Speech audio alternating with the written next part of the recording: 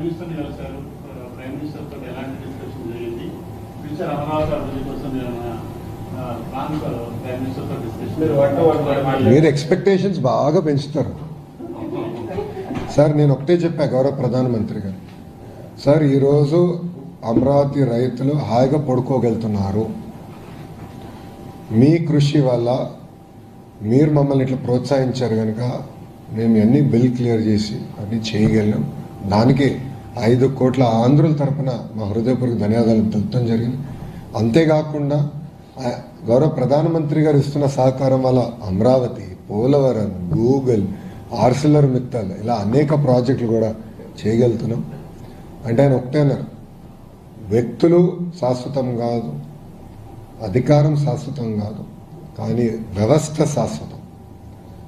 ఆ వ్యవస్థని మనం ముందరికి పటిష్టంగా తీసుకెళ్ళాలి. మారుతున్నప్పుడు వ్యవస్థలు దెబ్బతింటే దేశం దెబ్బతింటుంది, అది కరెక్ట్ కాదు అని చాలా స్పష్టంగా చెప్తాం జరిగింది. నేను గౌరవ ప్రధానమంత్రి గారు కూడా చెప్పాను, భోగాపుర ఎయిర్పోర్ట్ పనులన్నీ కూడా పూర్తవుతున్నాయి. ఓపెనింగ్కి గౌరవ ప్రధానమంత్రి గారు వస్తే బాగుంటున్నా, తప్పనిసరిగా వస్తానని కూడా ఆయన చెప్తాం జరిగింది. సో ప్రధానమంత్రి గారు కూడా మమ్మల్ని అందరూ ఎంపీలందరం కూడా ఆయన ఈరోజు కలిశారు, మా అందరితో ఫోటో కూడా దిగారు. ఆయన వస్తాం కూడా మీరు అందరు ఇప్పుడు హ్యాపీగా ఉన్నారా అన్నారు. అప్పుడు మా రామ్మోహన్ నాయుడు గారు, సార్ ఆంధ్ర రాష్ట్ర ప్రజలు, అమరావతి రైతులు సంతోషంగా ఉన్నారని చెప్తాం జరిగింది ఆయనకి. సో ఇది నిజంగా సార్ కూడా ఫెల్ట్ వెరీ వెరీ.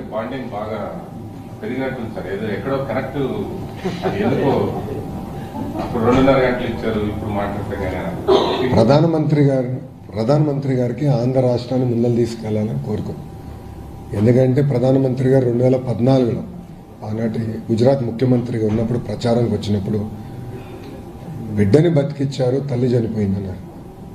ఆయన అది ఇప్పుడు కూడా గుర్తుపెట్టుకున్నారు.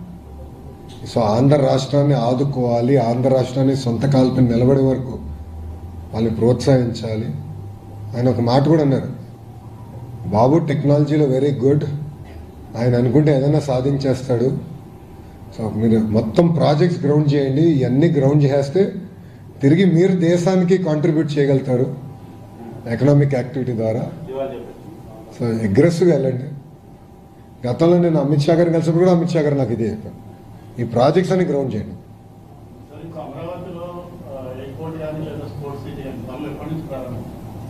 నో, ఇప్పుడు స్పోర్ట్స్ సిటీ అది ఇమీడియట్గా స్టార్ట్ చేస్తాం. ఎయిర్పోర్ట్ది ఇప్పుడు వర్క్ జరుగుతుంది. దట్ ఆల్సో ఒక ప్రణాళిక పెట్టుకుని మేము ముందరికి తీసుకెళ్తాం.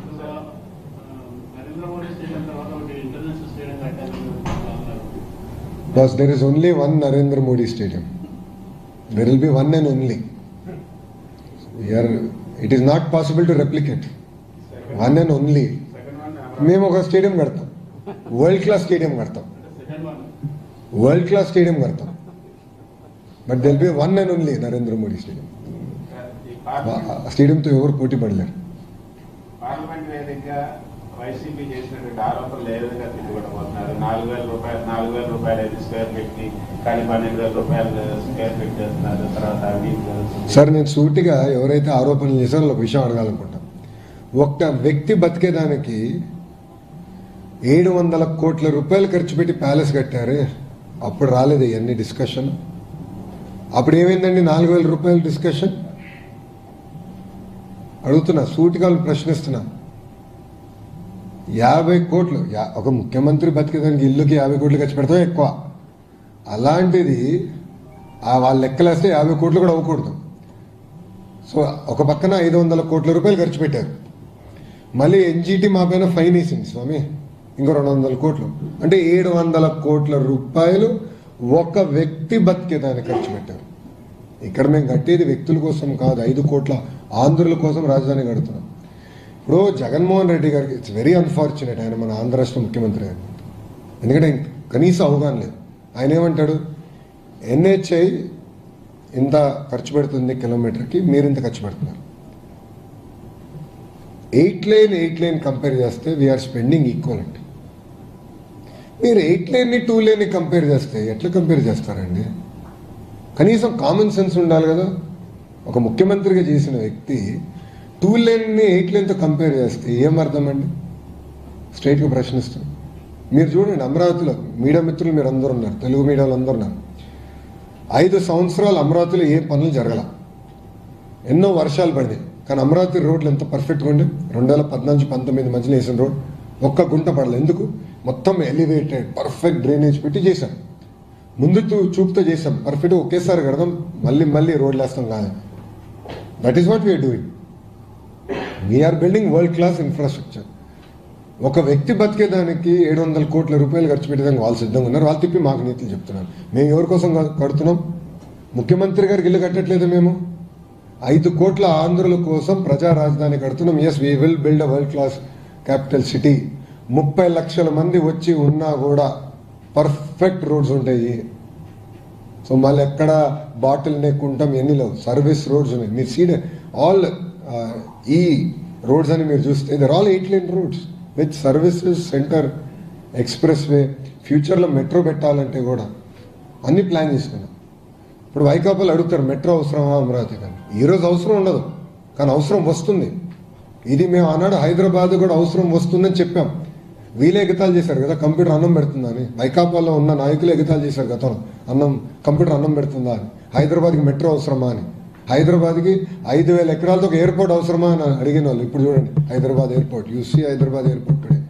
That is the difference between a visionary and a prisonary. 5 కోట్ల ఆంధ్రులు దయచేసి ఇది గమనించాలి. విజనరీకి ప్రిజనరీకి మధ్యలో ఉన్న తేడా ఇది. 2 సంవత్సరాలు, 2 years అయిపోతుంది సార్. గౌరవ ముఖ్యమంత్రి గారు డేట్ ఇచ్చారు, అది అయిపోతుంది. 100% పూర్తి చేస్తాం.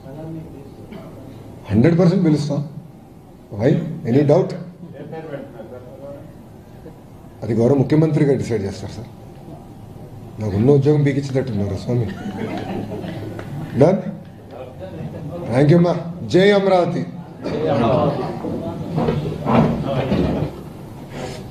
మీడియా మిత్రులందరికీ నా నమస్కారం. ఈరోజు చరిత్రలో నిలబడే రోజు. ఈరోజు ఆంధ్ర రాష్ట్రంలో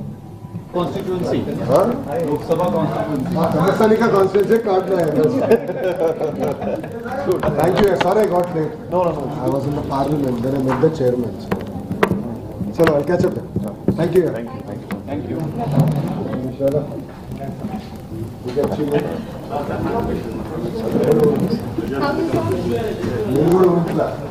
మీడియా మిత్రులు కూడా అనేక డౌట్స్ ఉన్నాయి.